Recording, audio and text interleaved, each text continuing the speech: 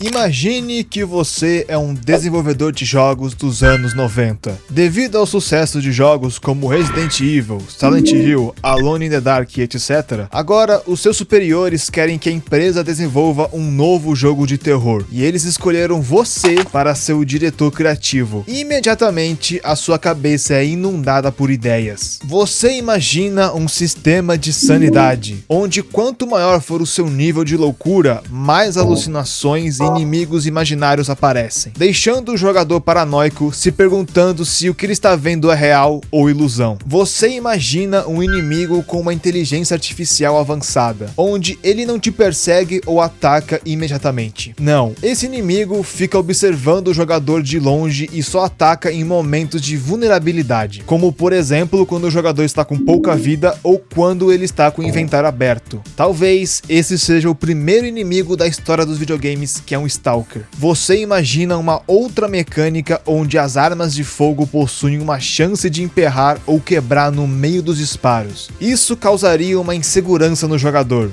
pois ele não poderia enfrentar todos os inimigos de uma fase. Desse jeito, o jogador teria que fazer uma escolha entre lutar ou fugir quando ele visse um inimigo. Porém, todas essas ideias foram rejeitadas. Não porque elas eram ruins, não, longe disso. Acontece que esses são os anos 90. A tecnologia daquela época não permite esse tanto de inovação. Frustrado, você é forçado a aceitar essa realidade e decide jogar com as cartas que tem. Pelo fato da limitação dos consoles serem altas, você resolve apostar todo o seu esforço, dinheiro e criatividade em elementos como a história, a narrativa, o design dos inimigos e a atmosfera. Quanto à gameplay em si, você infelizmente teve que resumi-la ao jogador encontrar uma porta trancada, o que força ele a encontrar uma chave, só que no caminho ele encontra inimigos bizarros que o perseguem, e por fim, quando o jogador consegue escapar dos monstros, ele encontra a chave e abre a porta trancada. Agora é só repetir esse ciclo de gameplay por umas 2 ou 3 horas com algumas variações e pronto, o seu jogo está feito. Não ficou do jeito que você queria, mas é o que deu para entregar. E quando o jogo é lançado, ele é um sucesso e se torna um dos jogos clássicos de terror.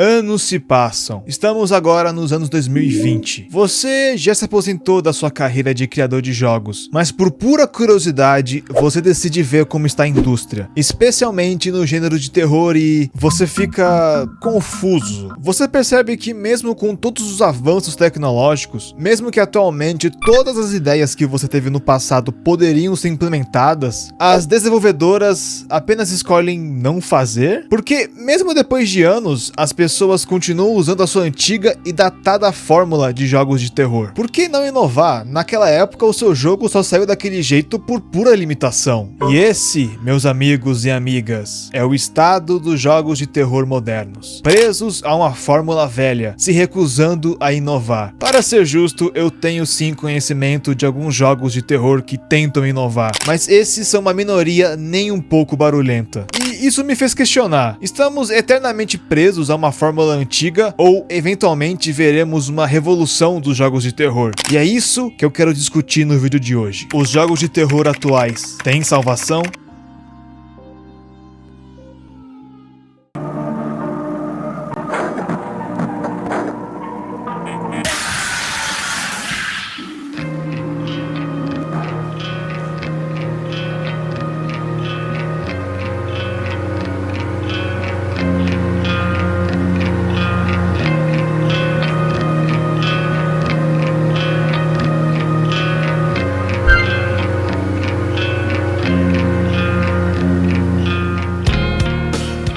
Vivemos em um mundo onde Five Nights at Freddy's e mods de terror do Minecraft fizeram mais para inovar no gênero de terror do que a indústria fez nos últimos anos. Isso é impressionante. E eu tô falando sério, tá? Tu já viu alguns mods de Minecraft? Tem uns muito bizarros, tipo aquele do Broken Script, o script quebrado que quebra a quarta parede e põe arquivos no seu computador e tipo, tem umas entidades, sei lá, bizarras te perseguindo que deletam o seu mundo aos poucos, sabe? sabe? É bem bizarro, cara, é bem legal. E é claro, o FNAF, porque ele inovou sim, tá? Ele teve uma inovação ali, que até aquele momento raramente era feita, ou se eu não me engano, nunca foi feita, que é aquela mecânica aquela fórmula de você ficar preso a um lugar, não conseguir se mover e não conseguir matar os bichos ou correr e se esconder dos bichos. Você tá fixo em um lugar e você não consegue sair dali, você só consegue realizar ações que mantenham os monstros afastados de você, mas você nunca consegue se esconder ou derrotar eles de fato, só evitar que eles venham até você, certo? E essa é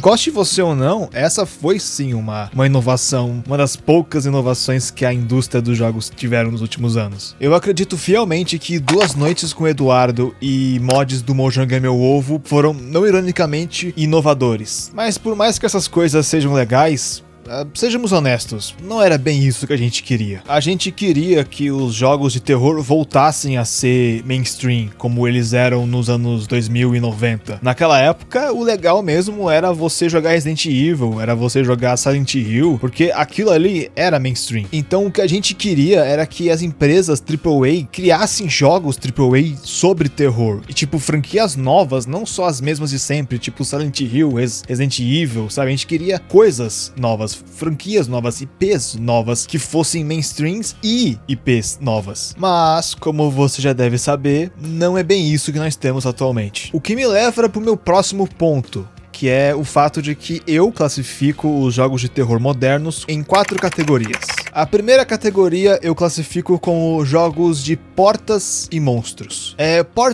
O termo portas e monstros eu vou usar bastante aqui nesse vídeo, então já vou explicar logo. Quando eu for me referir a jogos que tem esse tipo de fórmula, que é o de você entra num lugar assustador, aí você encontra uma porta trancada, aí o jogo te dá um objetivo de você encontrar uma chave para aquela porta, aí no caminho para você encontrar a chave, você é perseguido por monstros, e quando você consegue despistar os monstros, você volta pro caminho que você veio e libera a porta, que é bem parecido com aquilo que eu descrevi no início do vídeo, certo? Então sempre que eu usar o termo portas e monstros, eu tô me referindo a essa estrutura de gameplay. E só de eu ter descrevido essa estrutura, é muito provável que você já tenha uns 5 jogos na sua cabeça que sigam essa fórmula, não é? O motivo dessa fórmula ser utilizada até hoje é porque os jogos que criaram essa fórmula, que utilizavam ela, são os jogos clássicos de terror, como Silent Hill, Resident Evil, Alone in the Dark, Dino Crisis, e esses jogos são clássicos, eles fizeram sucesso. Logo, se a gente utilizar essa mesma fórmula que eles utilizaram, então também teremos sucesso. O problema dessa fórmula de pensar é que as desenvolvedoras e as empresas simplesmente ignoram o contexto histórico da época. Esses clássicos não eram assim pelo mero fato de que eles queriam ser assim, eles eram daquele jeito porque eles precisavam ser daquele jeito, pois não tinha outro jeito. Mas olha, eu duvido muito que se você voltasse no tempo e entregasse para esses estúdios toda a tecnologia que nós temos e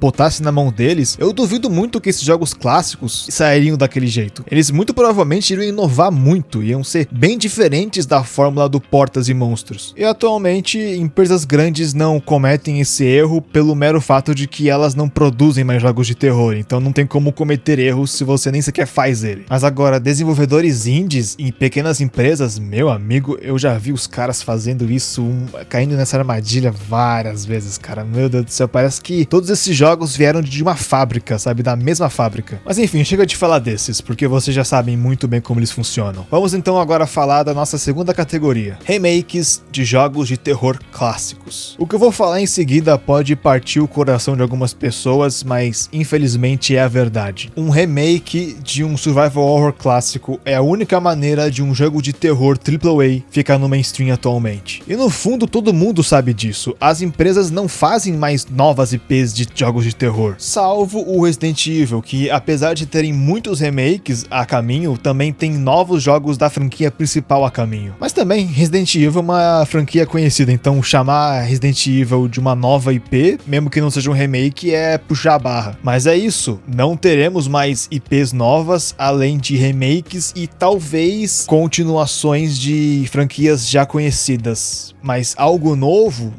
Duvido muito. E agora vamos para nossa terceira categoria, que são os jogos de terror multiplayer. Ame eles ou odeie eles, mas eu particularmente só consigo enxergar alguma empresa AAA fazendo um jogo de terror só se ele for multiplayer. Mas até agora nenhuma empresa fez um jogo de terror multiplayer, então isso ficou na mão dos indies e das pequenas empresas. Temos aqui Little Company, temos aqui SCP Secret Lab, eu esqueci o nome desse negócio, e também temos aquele Ripple lá, aquele dos bichinhos, e também temos o famoso Dead by Daylight. Além de outros que eu esqueci de falar, mas enfim. Essa é uma trend nova que surgiu até que recentemente e tá explodindo graças ao grande sucesso que foi Little Company. Então, jogos que já eram de terror multiplayer explodiram ainda mais e jogos novos de terror multiplayer estão surgindo. Sinceramente, eu não tenho muito o que falar, mas na minha opinião, jogos multiplayer de terror simplesmente não dão medo. Não importa o quão bom seja a atmosfera, os monstros,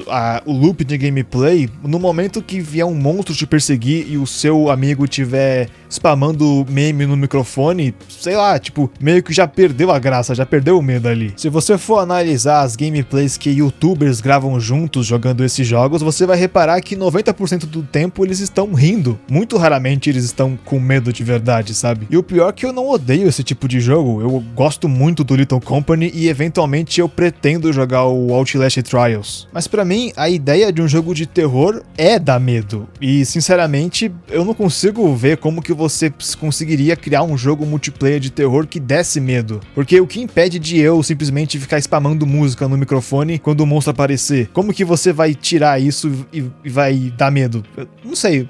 Pra mim, chamar esses jogos de terror é puxar muita barra também. No máximo, eles são jogos muito divertidos. Isso eu admito, eles são bem divertidos. Mas medo?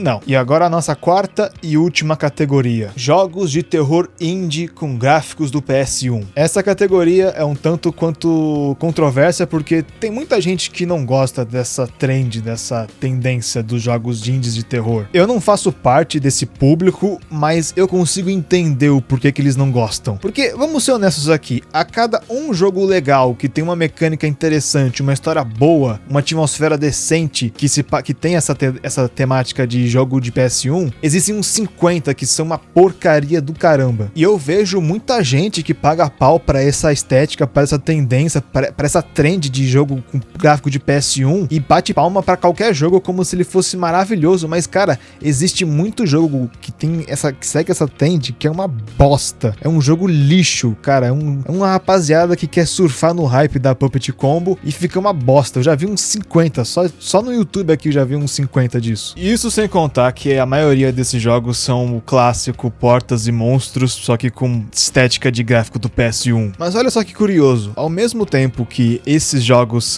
tendem a ser, pelo menos a maioria deles, bem genéricos, bem chatos, bem de sempre, o Portas e Monstros 2.0, ao mesmo tempo os jogos de terror indie com gráficos do PS1, por algum motivo, geralmente sempre surge um que tem uma mecânica muito inovadora, uma narrativa muito boa. No mundo indie atualmente, os jogos de terror de gráfico de PS1 ou vão ser um lixo por completo, ou vão ser a maior maravilha do mundo. E é por esse motivo que eu não faço parte do grupo de pessoas que odeiam por completo jogos de PS1, jogos com gráficos de PS1, indies atuais, mas sempre quando eu vejo um jogo indie com gráfico de PS1, eu sempre fico com o pé atrás. Mas na minha opinião, eu acho que isso é só uma tendência mesmo e daqui a pouco, não daqui a pouco, mas eventualmente essa tendência de jogo indie de terror com gráfico do PS1 uma hora acaba e aí depois vão inventar uma nova trend. Agora a nova trend são jogos de terror com gráficos do PS3. Beleza, isso fecha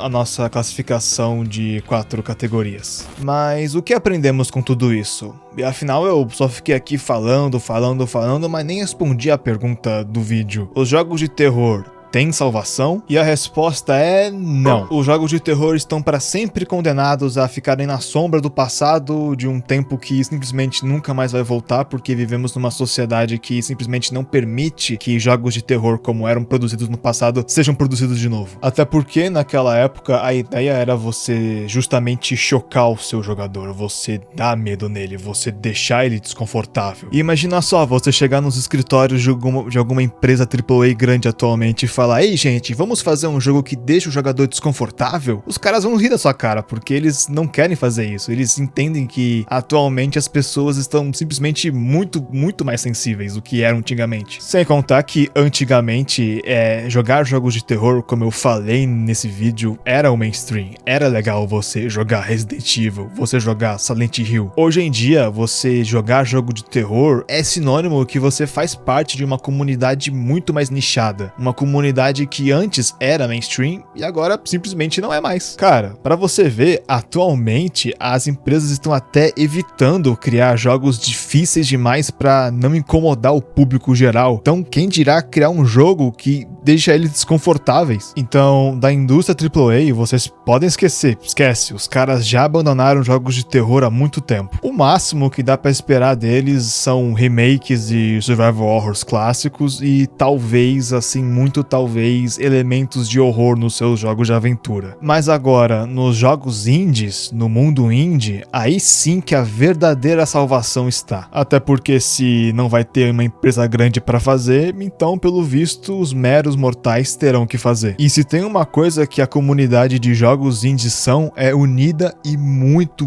apaixonada por jogos de terror. A sobrevivência do gênero está inteiramente na mão dos jogos indies. Então, por esse motivo, eles precisam ser feitos com muito cuidado. E se a gente quiser ver, de fato, uma renovação, se a gente quiser ver que os jogos indies de fato consigam salvar o gênero, precisamos urgentemente esquecer, abandonar, botar fogo no gênero Portas e Monstros, na fórmula Portas e Monstros. E o que mais tem nos jogos indies de terror são jogos em que você anda, você encontra uma porta trancada, você tem que procurar por uma chave, no caminho você encontra um monstro que te persegue, aí depois você vai andando mais, aí você descobre que tem notas que contam um pouco a historinha do jogo, aí que é uma informação bem expositiva, diga-se de passagem, e depois que você você foge bastante, você finalmente encontra a chave, aí você volta e abre a porta, aí depois você repete isso. Então, se vocês querem de fato ver que os jogos de terror, sabe, evoluam, a gente simplesmente tem que abandonar esse jeito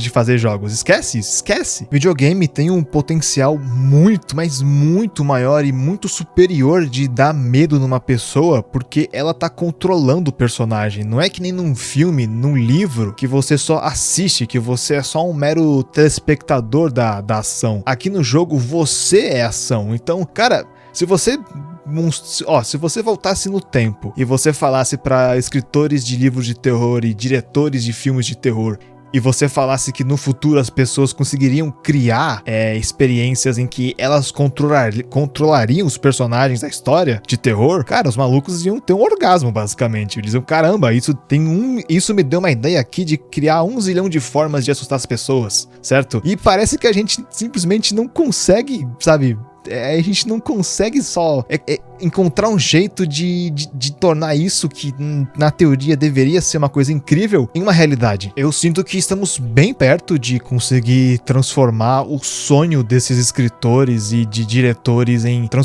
criar a ultimate experiência de terror de assustar as pessoas. Mas ao mesmo tempo parece que estamos tão longe. O que eu sinto é que falta um consenso entre a comunidade de jogos indies, os apreciadores do terror, a entenderem que os jogos de terror morreram no AAA e que os indies são a única salvação desse gênero. Só que parece que os indies simplesmente não estão conseguindo atingir o seu potencial máximo. E isso é porque eles estão presos numa fórmula que foi criada em 1900 e bolinha. E o que eu acho incrível é que sempre quando vem um jogo indie de terror que inova, que tem uma coisa nova, uma fórmula, uma mecânica muito legal, muito assustadora, todo mundo bate palma, os youtubers gravam, os streamers fazem lives sobre, muito legal. Depois de 2 meses, todo mundo esquece e volta a estaca zero, voltam a fazer jogos de portas e monstros. Então, resumo da ópera: os jogos de terror têm salvação? Sim, eles têm, mas aumente nos indies, porque no AAA já morreu faz muito tempo. E que os indies precisam encontrar novas fórmulas, novos jeitos e abandonar